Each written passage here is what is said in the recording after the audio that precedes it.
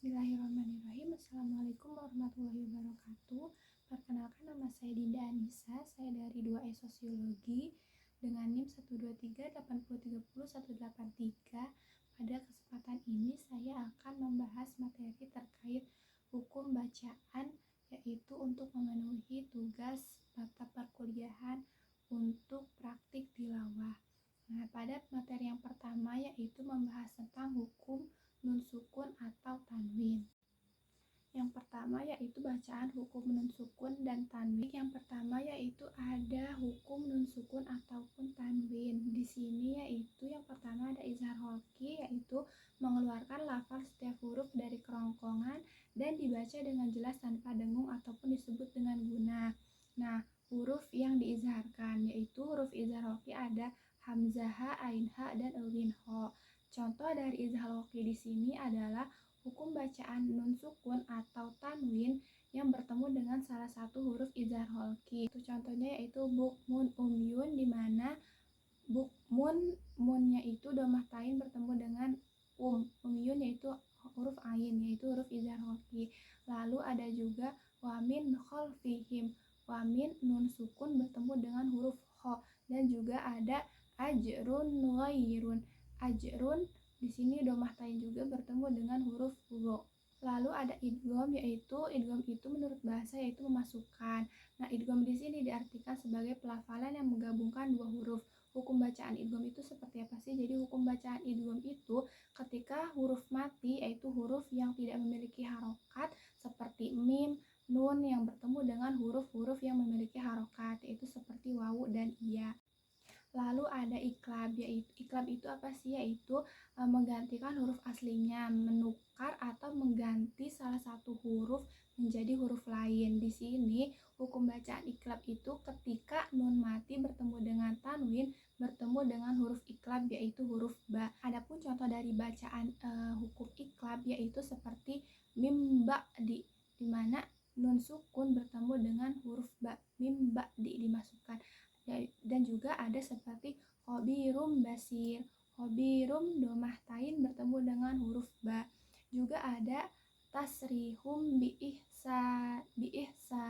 Di sini ada huruf domah tain tasrihun, domah tain bertemu dengan huruf ba biihsan. Lalu selanjutnya ada ikhfa hakiki. Ikhfa hakiki itu yaitu menyamarkan. Hukum bacaannya itu yaitu apabila nun mati atau tanwin bertemu dengan huruf-huruf ikhfa, yaitu seperti ta, sa, ja, da, za, zai, sya, so, do, to, zo, fa, o, kaf. Adapun contoh dari ikhfa hakiki yaitu seperti min syarri ma khalaq, min syarri, min nun sukun bertemu dengan sya, min syarri. Nah, lalu juga ada wala antum abidun nama a'bud, nun mati bertemu dengan ta, antum. Juga ada innal insana lafi khusri, seperti huruf nun sukun bertemu dengan sa, innal insana. Lalu masuk di materi berikutnya yaitu hukum mim sukun. Yang pertama itu ada ikhfa syafawi, yang kedua ada idgham mutamatsilain, dan yang ketiga ada izhar syafawi. Yang pertama ada ikhfa syafawi. Ikhfa syafawi itu yaitu dibaca dengan bacaan samar-samar di bibir dan didengungkan. Hukum bacaan dari ikhfa syafawi itu mim sukun bertemu dengan huruf ba. Nah, contoh dari ikhfa syafawi itu yaitu seperti salah satu contohnya yaitu wama sohibikum bimajnun, di mana mim sukun bertemu dengan ba, hibikum bimajnun. Lalu selanjutnya yaitu ada idgham mislain. Idgham mislain itu juga disebut dengan idgham mimi. Dibacanya dengan menyamarkan mim rangkap atau ditasydidkan, dibaca dengan dengung. Nah, hukum di mana mim mati itu bertemu dengan mim sejenisnya. Contohnya yaitu at'amahum milju, at'amahum milju, mim mati bertemu dengan mim sejenisnya. Lalu ada izhar syafawi. Nah, izhar syafawi di sini yaitu dibaca dengan terang ataupun disebut dengan jelas. Dibaca dengan jelas tanpa didengungkan di bibir dan juga dengan mulut yang tertutup. Hukum bacaannya yaitu di mana mim sukun bertemu dengan salah satu huruf izhar syafawi. di mana huruf ija syafawi itu yaitu mim dan ba.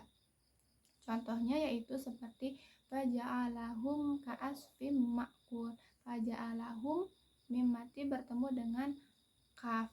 Lalu selanjutnya yaitu ada izhar syafawi. Izhar syafawi di sini itu dibaca dengan terang ataupun dibaca dengan jelas tanpa didengungkan di bibir dan juga di mulut tertutup. Lalu ada hukum bacaannya yaitu ketika hukum nun sukun bertemu dengan salah satu huruf hijaiyah selain huruf mim dan ba. Salah satu contohnya yaitu seperti faja'alahum ka'asfim ma'kul, di mana mim mati bertemu dengan huruf kaf. Lalu masuk ke materi berikutnya yaitu hukum mim dan nun tasydid, di mana ada dua huruf guna dalam tajwid yaitu hukum tasydid, nun tasydid, dan juga ada mim tasydid. Nah, hukum bacaannya yaitu guna. Lama bacaannya itu satu alif ataupun dua harokat. Contohnya yaitu amma yatasaalun. Amma mim bertasydid bertemu dengan huruf ya. Lalu ada juga amma manis taghna, di mana amma mim tasydid bertemu dengan huruf mim. Adapun contoh yang lain yaitu hukum nun bertasydid, yaitu contohnya wan nazi'ati gharqa. Wanna nun bertasydid bertemu dengan huruf za. Lalu juga ada inna syani'aka huwal abtar. Inna sya nun bertasydid bertemu dengan huruf sya atau shin. Selanjutnya yaitu ada materi pada hukum mad. Nah, di sini huruf mad itu ada 3 yaitu alif, wawu, dan iya. Nah, yang pertama yaitu ada mad tabi'i. Nah, mad tabi'i di sini yaitu ketika terdapat harokat fathah diikuti dengan alif atau harokat kasroh diikuti dengan huruf iya sukun, dan juga ada harokat doma yang diikuti dengan huruf wawu sukun. Nah, hukum bacaannya ini dibaca sepanjang 2 harokat. Contohnya itu kata bun, kata taknya fathah berdiri, kata bun. Ya, ada juga yakulu, yaku ya, pada ku dan kof dan wawu, yaitu wawunya berdomah menghadap huruf lam. Juga ada samiun, sami iya sukun bertemu dengan huruf ain, samiun. Lalu ada bacaan mad wajib mutasil, yaitu dibaca dipanjangkan, dimana mad tabi'i bertemu dengan huruf hamzah. Contohnya itu sawaun ja'a, sawa wawunya itu panjang bertemu dengan huruf hamzah. Juga ada ja'a, dimana huruf ja-nya itu panjang, juga ada alisnya bertemu dengan huruf hamzah. Selanjutnya itu ada hukum bacaan yaitu qalqalah.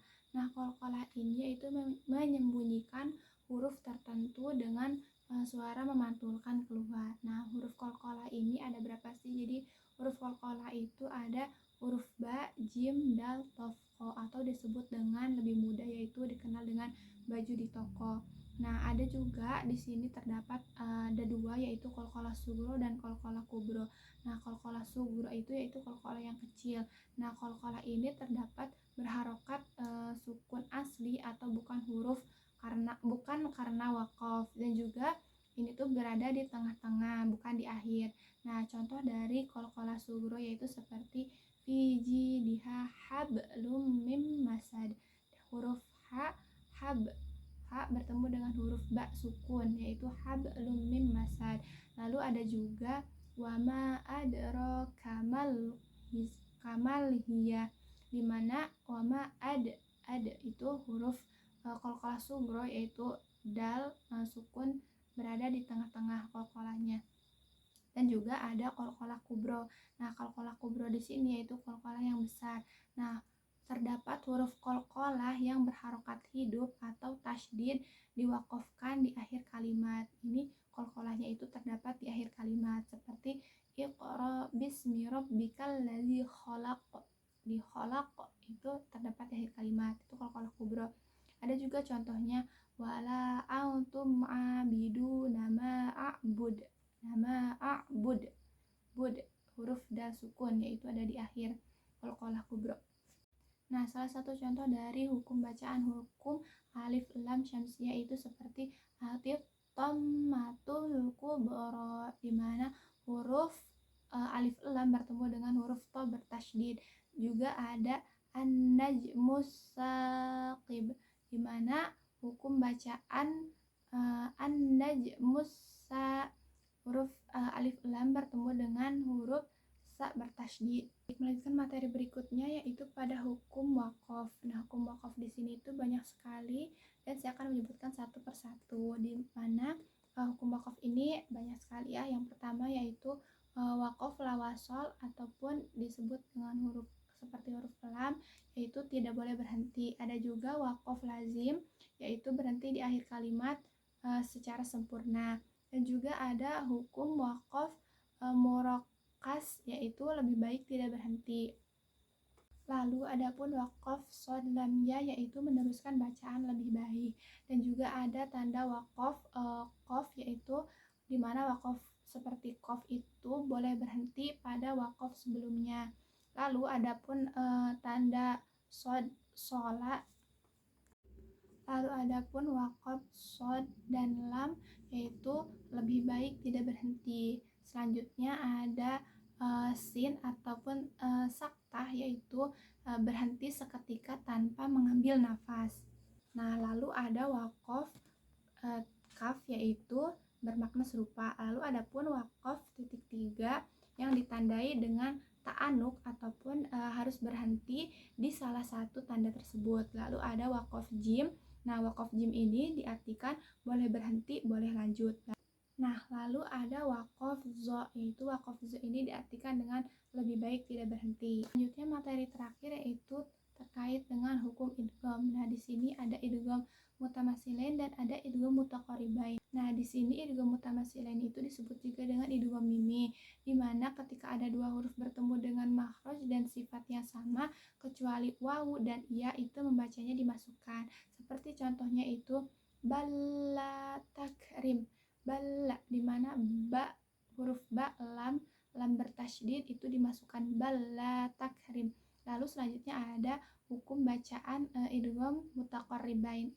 Idgham mutaqaribain yaitu ketika dua huruf bertemu dengan makhraj dan sifat yang hampir sama ataupun berdekatan, yaitu huruf idgham mutaqaribain seperti huruf lam dan ro, dan juga huruf kaf dan qaf, di mana contohnya itu seperti fakulir robbukum, fakulir robbukum, huruf alif lam bertemu dengan qaf.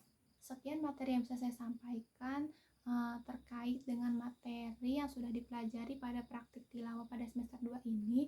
Kurang dan lebihnya saya mohon maaf apabila terdapat kesalahan, karena saya juga masih dalam proses pembelajaran untuk memperbaiki ke depannya agar lebih baik lagi.